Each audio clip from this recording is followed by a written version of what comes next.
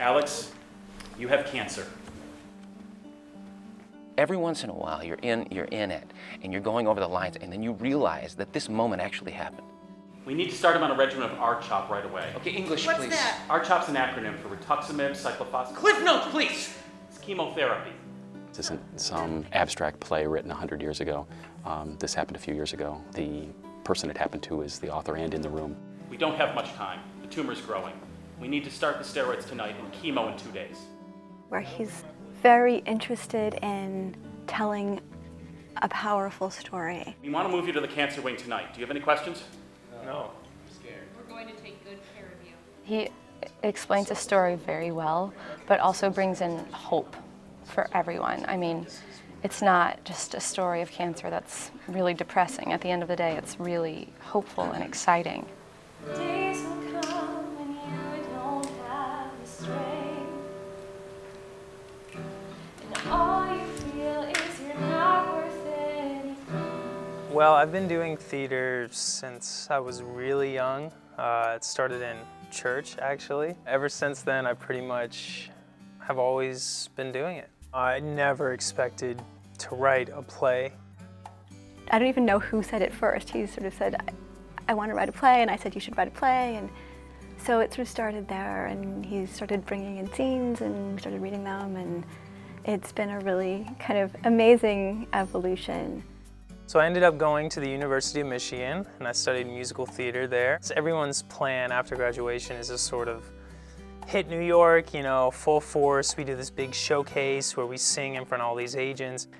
So my senior year, this big year when you're supposed to get ready for the showcase and all this stuff, and you're singing all the time, but my voice was like completely failing. There's nothing like it. There's nothing like it in the world. This lovely feeling of being what you're seeing. Obviously, I can't be singing in front of all these agents in New York City. So that's when we got some more tests, and they found this big cloud, this dark cloud in my chest, and then they examined it more and realized it was a tumor, and then from there realized it was non-Hodgkin's lymphoma. Don't get worked up about it, just relax. We'll be back soon.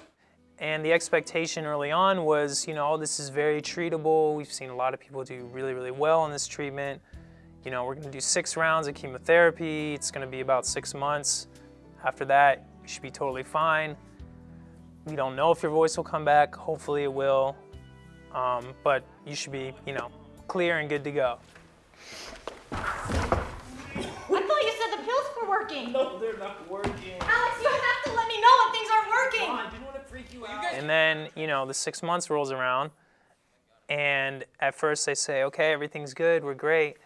And then 2 weeks later I get a call, and they're like, actually, we found something that we missed, and you need to come back, and actually we need to do a stem cell transplant now, which is when it really shifted for me, because then it was like really, really much more dramatic and much more life-threatening.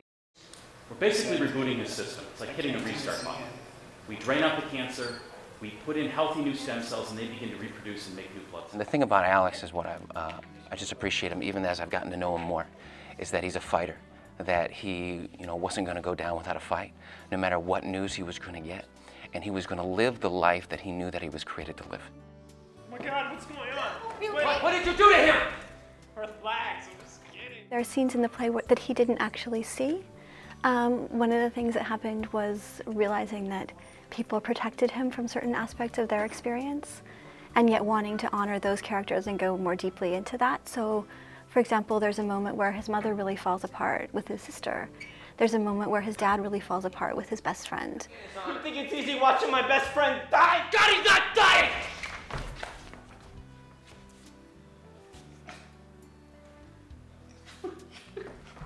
You know, we know how it ends, but, you know, when you're preparing a play, you want to make sure that the audience goes on that journey with you.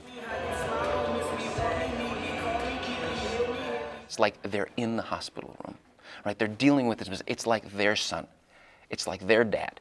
You know, they feel like they're a part of this family. You're not gonna die, okay? Well, I think one of the things that's inspired me throughout this process is how honest Alex is in the telling of his story and how generous. And I think when telling an autobiographical story, there's an impulse sometimes to make oneself seem a certain way. And he's been absolutely egoless in terms of letting go of any sense of how he might want to seem in order to tell the greater story, and to think about how that story might serve patients and physicians and families and just the larger world. This is seriously torture. I don't even care anymore, okay? Oh, Mr. Kip, it could be a serious infection. It could be a collapsed lung. It could be a strain of a virus that's killing innocent small children. You know, because obviously it's based off my experience, but it's not word for word. Some of these characters are a combination of characters. Some of these characters didn't exist. So it's sort of like creating a world in which you can rectify what happened to show that there are really, you know, people who go through this, it can be a really debilitating thing, but it can also be a life-changing thing for the better. You know, I mean, in this play, the character changes into a better person regardless if he lives or dies. We are treasured, we are sacred, we are blessed. Like, I feel like this is a play about cancer, but it's also a play about growing up, and a play about sort of having a different kind of wisdom about your role in the world and what truly matters.